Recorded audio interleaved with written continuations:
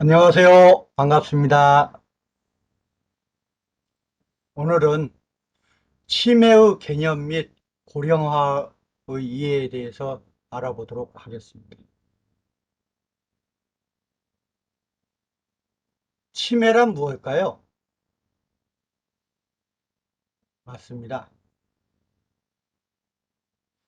정신이 제거되어 병입니다. 제정신이 아닌 상태인 거죠. 뇌의 각종 질환으로 인한 지적 능력을 상실해서 옵니다. 치매와 건망증의 차이도 있죠. 그거에 대해서 여러분들하고 같이 한번 알아보도록 하겠습니다.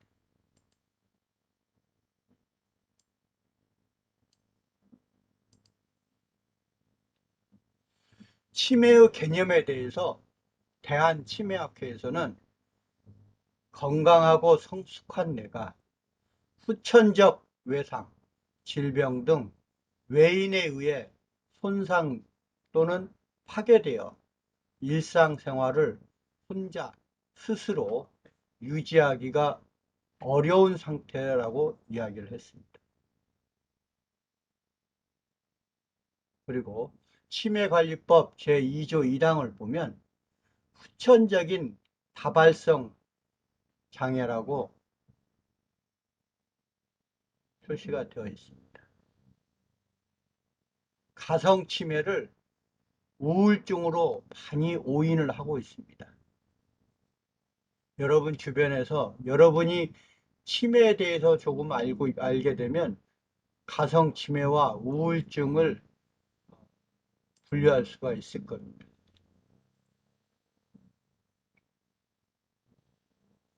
치매의 원인, 치매의 원인은 다양합니다. 여러 가지 원인 중에서 현재 알츠하이머 치매가 50에서 60%를 차지하고 혈관성 치매가 20에서 30%를 차지하고 있습니다. 그리고 기타가 10에서 30%입니다. 알츠하이머 치매는 예방할 수도 있다고 합니다. 치매의 개념에 대해서 알아보겠습니다. 치매의 특성.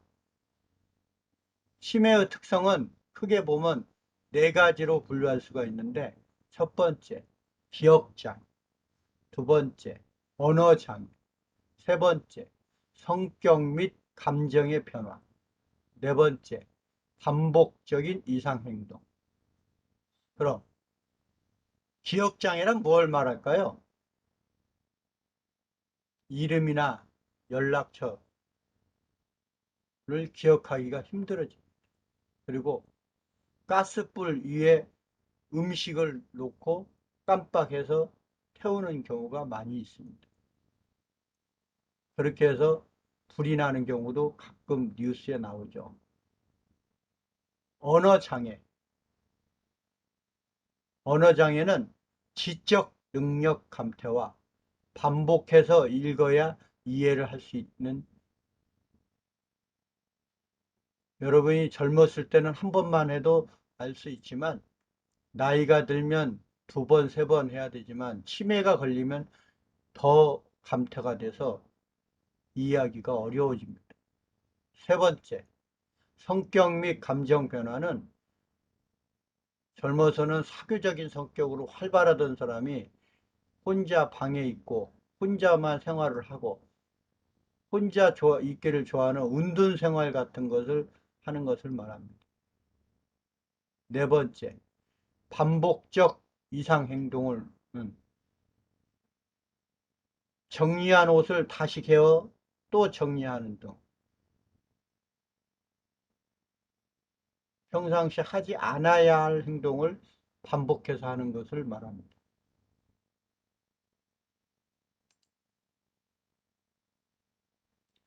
그럼 알츠하이머 치매와 혈관성 치매 그리고 기타 치매에 대해서 자세하게 알아보도록 하겠습니다. 알츠하이머 치매는 치매의 대표적인 질환입니다.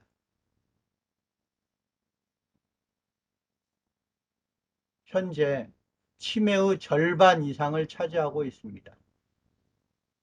1907년 독일의 정신과 의사인 알츠하이머가 최초로 보고를 해서 그 알츠하이머 의사의 이름을 따서 알츠하이머 치매라고 이름을 지었습니다. 알츠하이머 치매는 노화에 따른 괴뇌 피질의 손상으로 일어난다고 합니다. 말기가 되면 경직 등 신경학적 장애로 난폭해지거나 불안하거나 하는 정서적인 변화가 있다고 합니다. 요실금이나 욕창 등 신체적 합병증을 동반하기도 합니다. 환자 삶의 질이 황폐해지겠죠.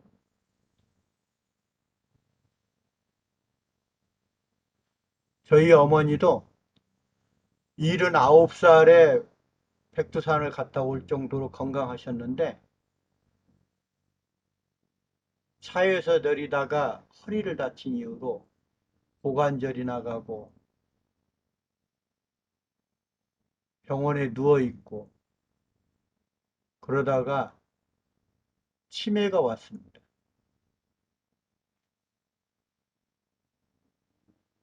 치매는 좋은 점도 있고 나쁜 점도 있습니다. 저희 어머니는 많이 아프고 통증이 있었는데 좋은 점은 치매가 와서 통증을 느끼지 못한다. 본인은 통증을 느끼지 못하기 때문에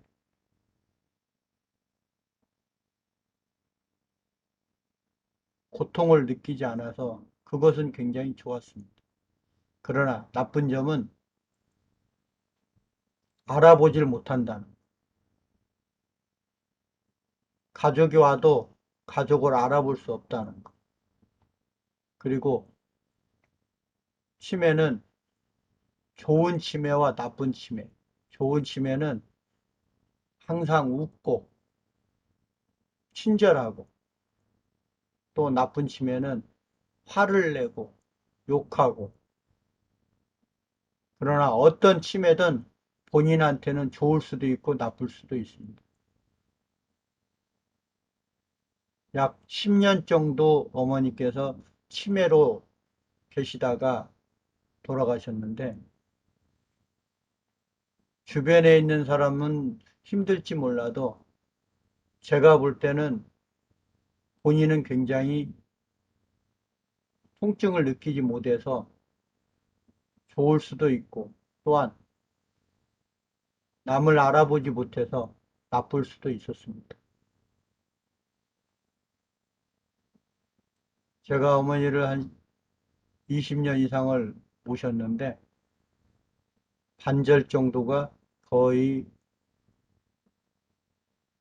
치매 증상으로 계셨습니다.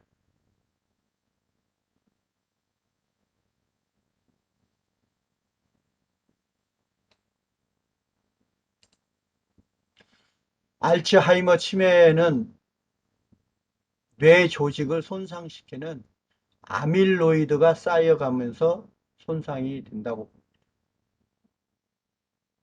정상일 때는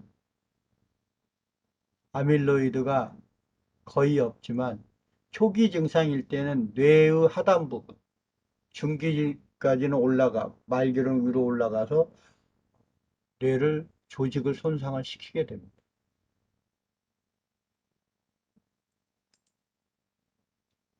그럼 두 번째로만은 혈관성 치매에 대해서 알아보도록 하겠습니다.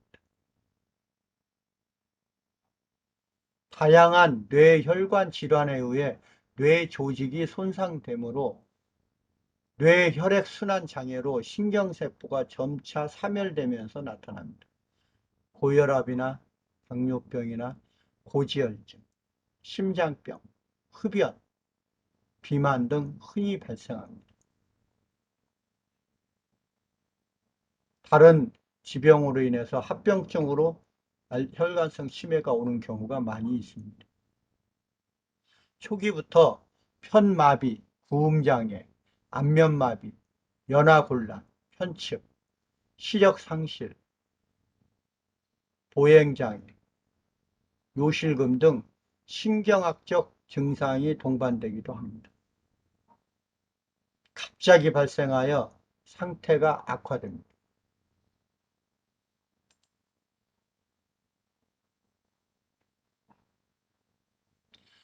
혈관성 치매는 뇌로 올라가는 혈관에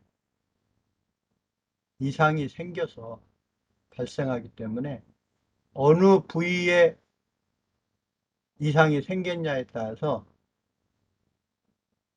말을 할 수도 없을 경우도 있고, 또는 편마비가 올 수도 있고, 또는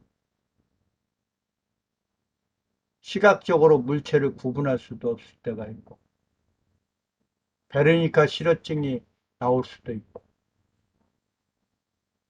뇌의 막힘, 혈관의 막힘 증상에 따라서 많은 차이가 있습니다. 그럼 치매 증상에 대해서 알아보도록 하겠습니다. 인지적 증상과 비인지적 증상으로 구분하여 알아보도록 하겠습니다. 인지적 증상은 기억력이 감퇴되는 것이 시작되고 다른 인지 영역의 퇴행을 동반합니다. 장단기 기억력이 감퇴되고 상실되며 진압력이 상실되고 실인증이 발생됩니다. 언어 장애가 나오고 뇌 전두엽의 기능이 떨어져 추상적 사고가 하기를 굉장히 어려웁니다. 정보 처리 능력이 저하되고 판단력이 상실되는 등 인지적 증상이 나타납니다. 비인지적 증상은 치매의 행동 증상으로 내 물건을 누가 가져갔다는 도둑 피해 망상이나 또는 오인하거나 환각 등 불안, 초조, 우울감, 수면장애 등 정서행동장애에 의해 정신병리 증상도 동반이 됩니다. 치매로 인해 병원, 요양시설 입원이 주된 증상입니다.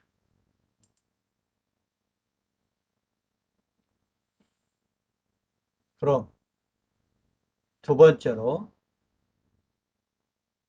인구 고령화에 대해서 알아보도록 하겠습니다. 노인이 고령화가 되면 어떤 문제가 일어날까요? 고령화 사회란 또 무엇일까요?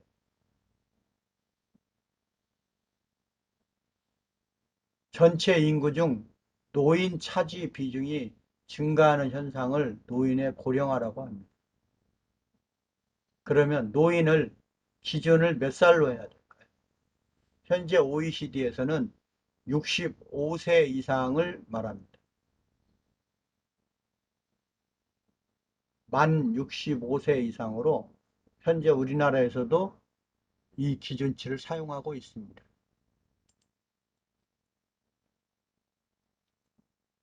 우리나라는 2000년에 고령화 사회에 진입을 했습니다. 고령화 사회는 65세 이상의 인구가 7%를 넘은 것을 말합니다.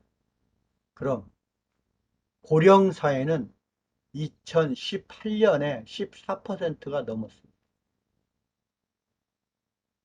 선진국에서는 고령화 사회에서 고령 사회로 가는데 약 30년이 걸렸지만 우리 한국은 고령화 사회에서 고령 사회로 가는데 18년이 걸렸습니다. 또한 고령 사회에서 초고령 사회로 가는 것은 65세 이상의 인구가 21% 이상이 되었을 때를 말합니다. 불과 4, 5년 뒤네요. 2026년에 예상이 되고 있습니다. 초고령 사회가 됐을 때는 아주 심각한 문제가 많이 발생이 된다고 합니다. 고령화 사회가 됐을 때의 사회 문제로는 경제, 환경, 문화, 보건복지 등 개인 사회 전반의 문제가 직면이 됩니다. 개인은 고독해지고 역할이 상실되고 빈곤해지고 많은 질병 등이 생기고 또한 노인이 증가함으로써 의료비가 증가되고 연금이 고갈될 수도 있다는 그러한 많은 문제점이 있습니다.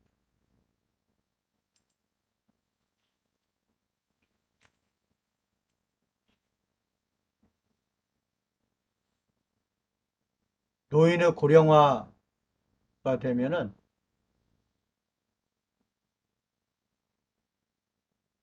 노인성 치매 질환이 급격히 증가가 됩니다.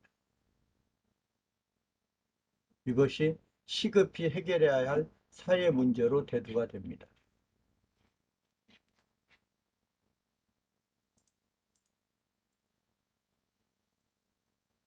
보건복지부에 따른 보고를 보면 전국 치매 환자 현황 및 예측이 2020년에 약 75만 명으로 였고 2024년에 100만 명이 예상이 된다고 합니다.